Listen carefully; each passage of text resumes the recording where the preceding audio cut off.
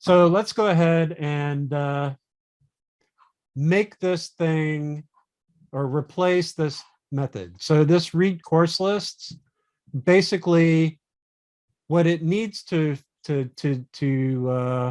set up is course instructors UI dot all instructors, which is going to be a list of instructors.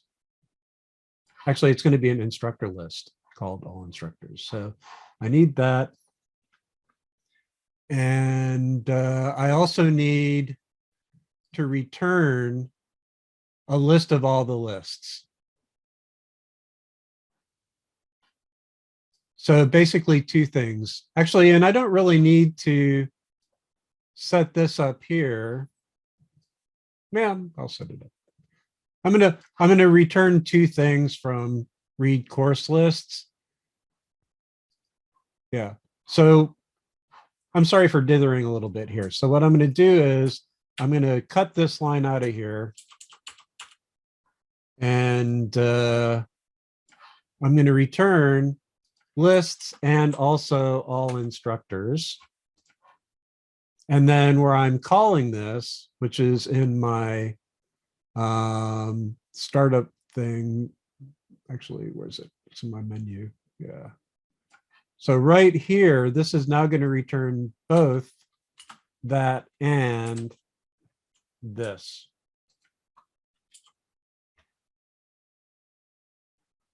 So this call here, read course list, is going to return both the list of lists and also the list of instructors. So now I don't have to worry about what this method is just purely returning values and not having any kind of side effects. It's not setting any properties on the class anymore. It's just returning values. And so if I move this over to database, that's not going to break anything. So what I'm going to do is I'm going to go ahead and delete all that and return database dot read course lists. And actually, for reasons that, so in terms of modularity, what I'm doing here is a 3-tier architecture, and we talked about that in 133Y a little bit, but basically there's a data layer that talks to the database, and then there are some logic classes that hold data about my classes and the logic of the program. And then there's a UI layer, presentation layer, which controls the display of information. And later on, I'm going to replace this presentation layer with a web-based version. And I'm going to do it without changing any of the other stuff. And then in terms of modularity, what you want is basically the UI layer should talk to the logic layers, and the logic layer should talk to the data layer. But the UI should never talk to the database directly, because if I want to change the database, like I want to switch from MongoDB over to Microsoft SQL Server, I want to set this up in such a way that I can swap out this layer without touching any of the code in the user interface. Because I could have 3 different user interfaces, and I don't want to change 3 different user interfaces every time I make a change to the database. I want to consolidate everything that talks to the database into these logic layers so that I can change the user interface without touching the database, or change the database without touching the user interface. Okay, so for that reason, I'm going to take what looks like a ridiculous step, which is I'm going to have read course lists in the UI. Instead of calling database.read course list directly, it's going to call instructor list read course lists. And then in instructor list, I'm going to have a static method here at the bottom called read course lists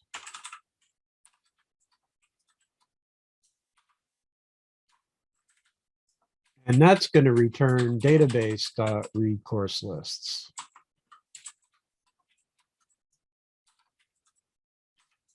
So I know that seems like a ridiculous step to just have a chain of things that are calling other things and returning the results, but it's serving a useful architectural purpose in that nothing inside of my UI needs to know about the database class. It completely doesn't exist as far as this thing's concerned. And then in the database class, here I'm going to have my read course lists for real. So let's go ahead and make a class method called read course lists. And this is a class method because it's going to use my connect method. So it's going to call cls.under_connect. And that's going to set up my database connection and give me access to the instructors collection and the instructor list collection. And then to start with, I'm going to start with this dump data thing here. And then I'm going to modify it.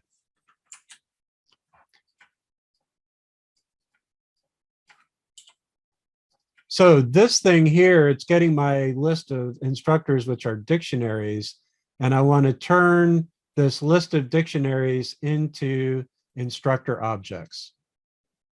And what that's going to do is basically instructor objects is equal to, and then I could do this as a list comprehension. It might be a little too complicated for that. So let's do that instead. I'm going to make an empty list, and then I'm going to say for instructor dict in instructors, if instructor dict dot square bracket type is equal to part-time instructor, then I'm going to do something else if instructor dict is full-time instructor, do something else, I'm going to raise exception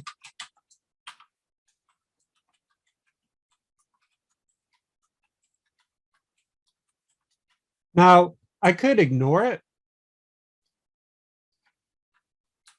This will cause the program to crash unless I catch it in the user interface. And what I want to do in the user interface probably is warn the user that that there's a garbage instructor in the database. But if I do that, then the user can't really do anything else at that point. So maybe I just want to ignore a bad instructor and log a warning instead. So yeah, let's do that. So I'm just going to console just print invalid instructor, and then we'll print the dictionary. So that way, at least the person can do some useful work.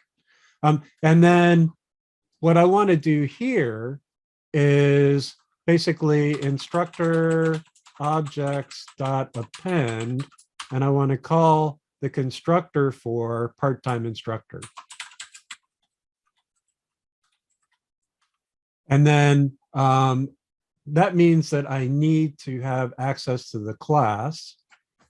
So I'm going to say from part-time instructor, import part-time instructor. And also I'm going to need full-time instructor.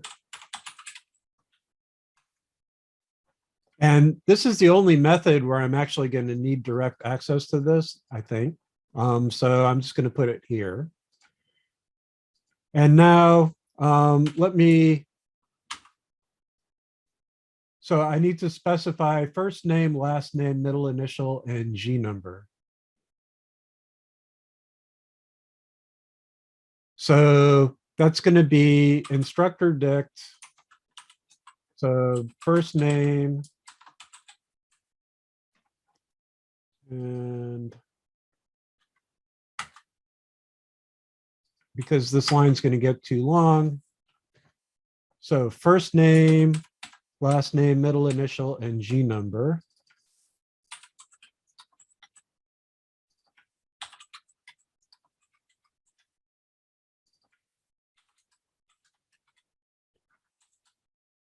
So this is how I turn a dict into an object and then add the object to the list of instructor objects. And then because I have the same fields for part-time instructor and full-time instructor, I can basically just copy this thing here and paste it in here and change this to full-time because this is full-time instructor. Now yours, this will be a count and this will be two-factor account. And so you'll have to add a couple of additional pieces of information here for the constructor for two-factor account. But for me, they're the same. And so this is going to give me a list of instructor objects. And then let's test this. So I have enough to test. So let me go ahead and hide that for now. And then I'm going to return. Well, I want to make an instructor list. Yeah. Okay. I'm gonna just forward because I want to return a list of instructor lists and the all instructor list. So what I'm going to do just for now is print instructor objects to make sure that it's actually a list of instructor objects. And then I'm going to return none, none. Okay, so let's run it and see what happens. Actually, this thing's going to be a list, and this is going to be an empty instructor list.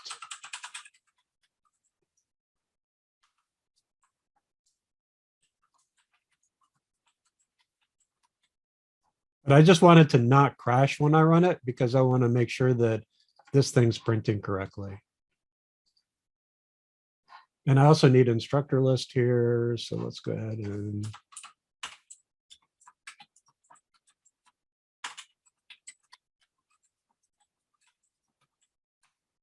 okay, so let me run my UI and it should print all the instructors as objects. So here I need to actually import database. So from database, import database. Okay, so here's my list of all instructors. And you can tell they're instructors because they have custom str method. And actually, okay, this is completely gratuitous, but I'm going to do it anyhow, just for readability here. So my read course list, instead of printing instructor objects, let's print instructors, and then for instructor and instructors, print instructor.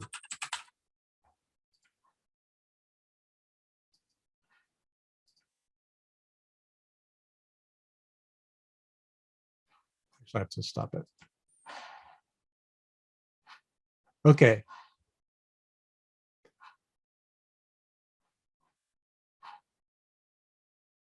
This should be instructor objects.